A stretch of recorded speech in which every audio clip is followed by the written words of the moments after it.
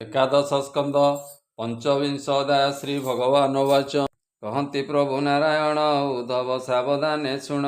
शुण हे भक्त प्रधान कहवा सांख्य जोग पूर्णम जे ज्ञान विकल्पे कल्पित प्रथमे सृष्टिर अग्रतम जे काले विवेक प्रधाने सृष्टि प्रवर्तिले जने विज्ञानमय ब्रह्मभागे लोके जानती जोग मार्गे आद्य गणना सत्य जुगे से ब्रह्म होइबे निभागे प्रकृति हुए एक अंशे द्वितीय पुरुष प्रकाशे जे भाव प्रकृति रूपिणी उत्पत्ति स्थिति संहारिणी स्वभावे जड़ रूपे जाई ईश्वर अंशे क्षोभ पाई से ब्रह्म होइबे निखंड संजोगे जन्मिला ब्रह्मांड ब्रह्मांड मध्य तीन गुण जन्मिला प्रकृति कारण त्रिगुण सत्व रजतम एकांते सूत्रे उपादान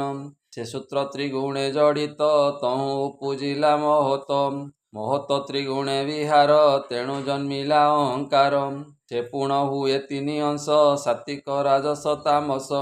पंच विषय सत्वगुणे जन्मिला ज्ञान प्रचारणे अन्ते अहंकार तामसे जन्मिला इंद्रिय एकादशे से सर्वजन एक मेले क्षणे न रहंती निश्चले मुहि तांक हृदय जाई पशिली गुरु प्राय होई तेबे समस्ते होई रुंड एकते सृजिले ब्रह्मांड दिश हेममय अंड मोर विहार ए ब्रह्मांड अशेष जले से भासई सलील बिंब प्राय होई मुपुणी बसी तार मध्य निद्रा प्रसारिले आनंदे मनाभि कमलु कमल जन्मिला अत्यंत निर्मल तही से ब्रह्मा अवतारे जोग प्रलय सृष्टि करे से रजगुणे जात होई अशेष मोर आज्ञा पाई शतवर्ष वेद मते तपसा दिले से निरते से तपे मोर मन तोषी मुपुणी तार दे पशी से मोर निगमे वचने सृष्टि करई अनुमाने एभावे ब्रह्मा प्रजापति वेद वचने तार गति ब्रह्मांड मदे तप बले जन्मिला भुवन मंडले द्विसप्त लोके अधवृदे सृजिला वेद वाक्य छंदे स्वर्ग सृजिला वेदपति जे लोके वेदगण स्थिति पुणी चाहिला अधमुखे मनुष्य थाई से भूलोके एबेनी लोक संची मने पुणी कल्पिला मध्य शून्य ताहाकु भुव लोक बणे जही रहंती भूतगणे एतिनी लोकर उपरे पुणी विधाता सृष्टि करे सिद्ध पुरुषे जही थांती जोगिंद्रे जही संचरती महते जही थांती सुखे ताहा कल्पिला मोह लोके ताहा उपरे जनलोक जही न पशे दुख शोक से जनलोकर उपरे जही बसंती तपोवरे सत्य सात्विके जही थांती तदंते सत्य लोके गति पुणी से तीन लोक तले ब्रह्मा कल्पिला जोग बले पाताल नामे भूमि तले जही असुर नाग बले ए तीन लोक मध्य क्रमे कर्म संगते जीव भ्रमे तीन लोक ऊर्ध्व देशे सहस्र सूर्य प्राय दिशे एकिबा कहिब ताहा ज्योति मोर भकते जही थांती भकति जोग बले मते निरंते चिंती एक मते जेणु मु वैकुंठ कुमोर तेणु वैकुंठ नाम मोर एणु ए ब्रह्मा प्रजापति लोक आधार लोक स्थिति समस्त पाली जोग बले पुणी सहरे अंत काले एणु ए अनित्य संसार त्रिगुण कर्मर संचार ए भवकूपे जंतु पड़ी अशेष कर्म पंके जड़ी भ्रमंती ए घोर संसारे रजतामस अहंकारे ए सूक्ष्म स्थूल तृण अणु स्थावर जंगम जेतन माया जंत्रित सर्वजन ब्रह्मादि 14 भुवन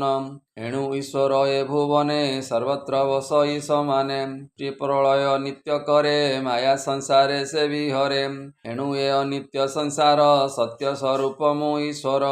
हे माया प्रकृति विकार जगत हेतु ए व्यवहार कई ब्रह्म ए वृत्तांत विचार आदि मध्यंत प्रकृति पुरुष एवेनी जुगते पियर जननी विश्व प्रकाश हेतु मुई मुकाल रूपे संहारई मोर कटाक्ष मात्रे जान अशेष ब्रह्मांड निर्माण रुहंगी मात्र मुहि जेवे मते चिंतई आत्मा भावे कोटि ब्रह्मांडे मायामये तिल मात्र के जानती क्षय से जहा तहु थांती आसी अंते लुचंती ताग्रासी प्रकृति संजोग जगत अंते प्रकृति करे ग्रस्त से देवी माया काल रूपी प्रकृति रूपे ताई व्यापी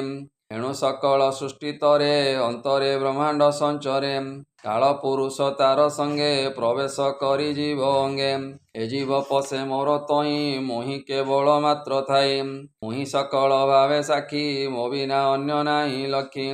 ମୁହିଁ ମୋର ଆଶ୍ରେ ଥାଇ ଏଣୁ ନିରାଧାର ବୋଲାଇ ମୁହିଁ ସକଳ ଅବଶେଷେ କେବଳ ଥାଇ ନିଜ ଅଂଶେ ଏ ସାଂଖ୍ୟ ଯୋଗେ ମାତ୍ର କହି ଏ ଜ୍ଞାନେ ସଂଶୟ ନଥାଇ ବିଭୁ ସକଳ ହରେ ଦୋଷ କେବଳ କୈବଲ୍ୟ ପ୍ରକାଶ